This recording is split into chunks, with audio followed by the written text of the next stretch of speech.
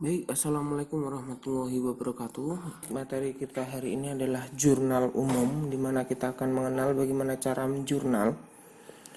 Oke, dari jurnal umum, setelah kita dapat menganalisis berbagai soal transaksi, yang selanjutnya adalah membuat jurnal umum, di mana kalian harus mendownload dulu aplikasinya, dapat berupa Excel, yang video tadi yang sudah dijelaskan. Nah, lalu kita masuk ke contoh di sini. Nah, untuk contoh yang pertama, kita bisa lihat di sini yang perlu diperhatikan adalah judul dari jurnal ini dibuat.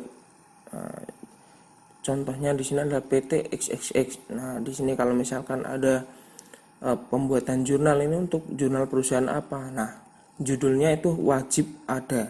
Jangan sampai tertinggal atau sama sekali tidak tertulis. Yang kedua, nama dari jurnal apa yang dibuat. Oh, kalau kita misalkan sedang membuat jurnal umum, ya ditulis jurnal umum. Jadi sebagai identitas, oh ternyata laporan yang dibuat di sini adalah jurnal umum milik PT XXX. Nah, yang ketiga yang perlu diperhatikan adalah periode Januari 2018. Nah, artinya apa? Di sini adalah tahun di mana laporan ini dibuat. Nah, jadi kalau misalkan ada soal, periode waktunya juga harus ditulis, jangan sampai tertinggal karena kita tidak tahu ini laporan untuk tahun kapan, dan ini akibatnya akan sangat fatal kalau sampai di bagian awal sudah tidak tertulis karena kita tidak tahu ini tanggal 2019 atau 2020 dan sebagainya. Nah, dalam pembuatan jurnal di sini ada 4 komponen yang paling terpenting. Yang pertama adalah tanggal. Nah, tanggal ini perlu ditulis karena untuk identitas kapan transaksi itu terjadi. Karena setiap tanggal itu memiliki transaksi-transaksi yang berbeda. Lalu yang kedua di sini ada kolom keterangan.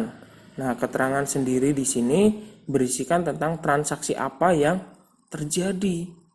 Ataukah kita membeli suatu peralatan, atau kita menyetor modal, atau sewa mungkin, sampai membeli peralatan, membayar hutang, dan lain-lain. Nah, ini ada keterangannya. Jadi ketika kita melakukan transaksi, ada tanggalnya, lalu setelah tanggal tersebut transaksinya apa. Nah, itu perlu dituliskan.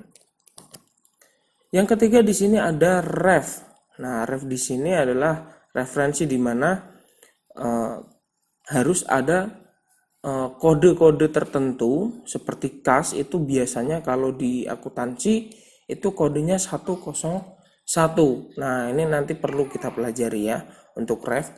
Nah, yang selanjutnya ada debit dan kredit. Nah, ini pasangan yang tidak boleh ketinggalan. Kalau cuma debit saja, kita tidak akan tahu kreditnya apa karena yang namanya akuntansi di sini harus seimbang. Nah, jadi ketika melakukan suatu transaksi, pasti ada yang di debit dan pasti ada yang di kredit. Nah, seperti contoh awal di 5 Januari.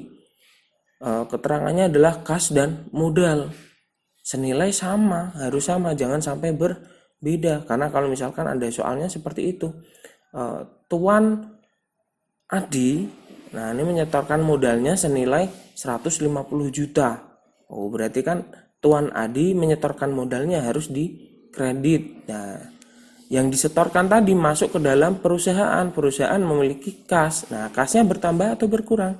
Kasnya bertambah senilai 150 juta dan seterusnya.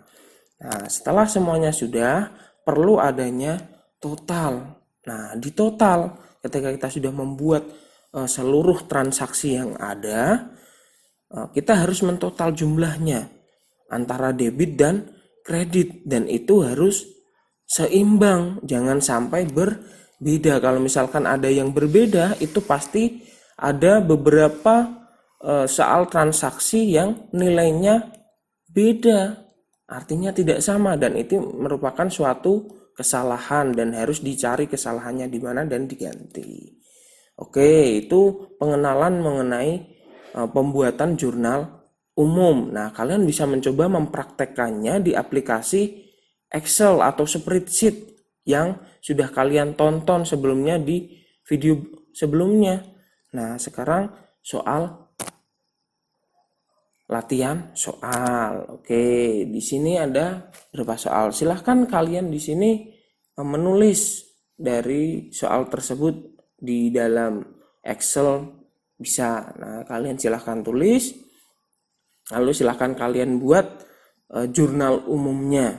Nah, dari tanggal 1 sampai 31 Maret.